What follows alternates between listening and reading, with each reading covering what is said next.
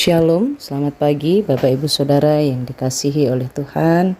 Kita berjumpa kembali dalam program Renungan Keluarga Kristen. Puji Tuhan, dalam kasih setianya kita telah ditolong oleh Tuhan melewati waktu-waktu kita. Mari kita bersama bersatu dalam doa menyiapkan diri kita untuk merenungkan firman Tuhan. Bapa yang baik, terima kasih Tuhan Yesus. Tuhan sudah menolong kami. Terima kasih Tuhan sudah menjagai kami. Terima kasih kekuatan baru Engkau berikan bagi kami. Kami memerlukan firman-Mu hari ini. Nyatakanlah itu bagi kami dan berikanlah bagi kami Tuhan. Kami mau merenungkan firman-Mu dalam pertolongan Tuhan Yesus Kristus. Amin. Bapak Ibu Saudara yang dikasihi oleh Tuhan, perikop perenungan kita hari ini dari Hosea pasal 9 ayat 10 sampai 17. Hosea pasal 9 ayat 10 sampai 17. Demikianlah firman Tuhan. Seperti buah-buah anggur di padang gurun, aku mendapati Israel dahulu. Seperti buah sulung sebagai hasil pertama pohon ara, aku melihat nenek moyangmu. Tetapi mereka itu telah pergi kepada Baal Peor dan telah membaktikan diri kepada dewa keaiban, sehingga mereka menjadi kejijikan sama seperti apa yang mereka cintai itu. Kemuliaan Efraim terbang seperti burung, tiada yang melahirkan, yang hamil dan yang mengandung. Sekalipun mereka membesarkan anak-anaknya, aku akan membuat mereka bulus, sehingga tidak ada manusia lagi. Sungguh, celakalah juga mereka pada waktu aku menjauh daripada mereka. Efraim seperti yang aku lihat, telah membuat anak-anaknya menjadi binatang perburuan. Efraim terpaksa menyerahkan anak-anaknya kepada si pembunuh. Berilah kepada mereka ya Tuhan, apakah yang hendak kau beri? Berilah kepada mereka kandungan yang mandul dan buah dada yang kering. Segala kejahatan mereka terjadi di Gilgal. Sungguh di sana aku mulai membenci mereka. Oleh karena jahatnya perbuatan-perbuatan mereka, aku akan menghalau mereka dari rumahku. Aku tidak akan mengasihi mereka lagi. Semua pemuka mereka adalah pemberontak. Efraim telah dipukul, akarnya telah menjadi kering. Mereka tidak akan menghasilkan buah. Bahkan sekalipun mereka melahirkan anak, aku akan mematikan buah kandungannya yang berharga. Allahku akan membuang mereka, sebab mereka tidak mendengarkan Dia. Maka mereka akan mengembara di antara bangsa-bangsa. Amin. Diberkati oleh Tuhan setiap kita yang membaca dan merenungkan bagian firman Tuhan dalam hidup tiap-tiap hari. Bapak Ibu Saudara yang dikasihi oleh Tuhan, apa yang menjadi pesan penting bagi kita dari perikop perenungan kita di Hosea pasalnya yang ke-9 ayat 10 sampai ayat 17 ini?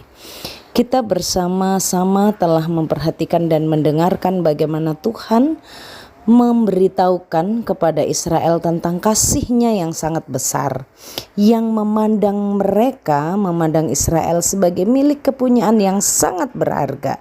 Di dalam ayatnya yang ke-10, ayat yang ke-10 menjelaskan tentang bagaimana Tuhan memandang mereka seperti buah anggur di padang gurun. Bapak Ibu Saudara, di padang gurun itu buah yang bisa ditanam bukan buah anggur, tapi harusnya buah dari pohon korma ya, pohon yang tumbuh di padang gurun. Tapi Tuhan memandang Israel itu seperti buah yang sangat berharga di padang gurun, yaitu buah anggur, seperti buah sulung dari pohon ara, buah yang sangat dinanti-nantikan, buah yang sudah ditunggu-tunggu, buah yang begitu dikasihi, menggambarkan tentang betapa Israel sangat berharga di mata Tuhan. Namun hal itu membuat Tuhan kecewa karena kasih Tuhan yang besar itu tidak dihargai, tidak dipandang oleh orang-orang Israel. Mereka justru meninggalkan Tuhan.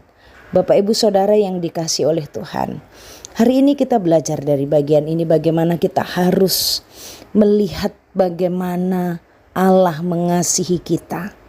Bagaimana kita melihat pengorbanan Tuhan Yesus dalam hidup kita.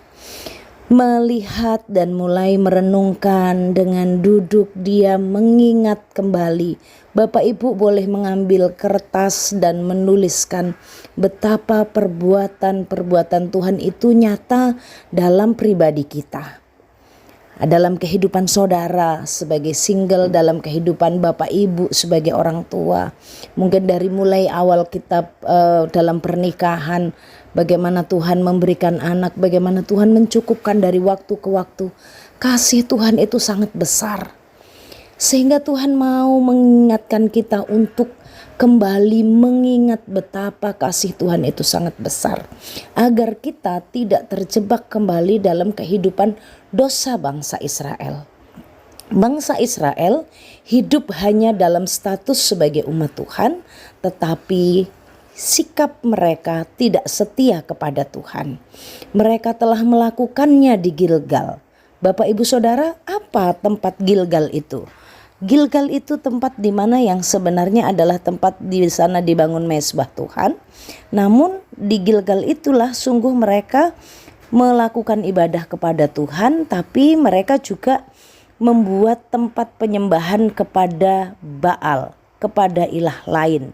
Gilgal yang seharusnya tempat ibadah kepada Allah berubah menjadi pusat ibadah palsu. Mereka munafik di sana, ibadah yang munafik. Tetap mempersembahkan korban, menjalankan ritual agama, tapi hati mereka jauh dari Tuhan. Maka Bapak Ibu Saudara, Gilgal ini menjadi tempat di mana juga Saul melakukan ketidaktaatannya setelah perang melawan bangsa Amalek. Tuhan mengingatkan, di Gilgal engkau berbuat, melakukan kejahatan-kejahatan. Bapak Ibu Saudara, di Gilgal ini sebenarnya juga telah diingatkan oleh hamba-hamba Tuhan bagaimana para pemimpin mereka hidup dalam kesombongan, mereka hidup dalam penipuan, mereka hidup dalam tradisi rohani, mereka memiliki tempat ibadah tapi mereka tidak pernah mau bertobat dan terus melawan Tuhan. Mereka hidup dalam kekerasan, hidup dalam ketidakbenaran, datang beribadah tapi tidak mendengarkan teguran-teguran Tuhan.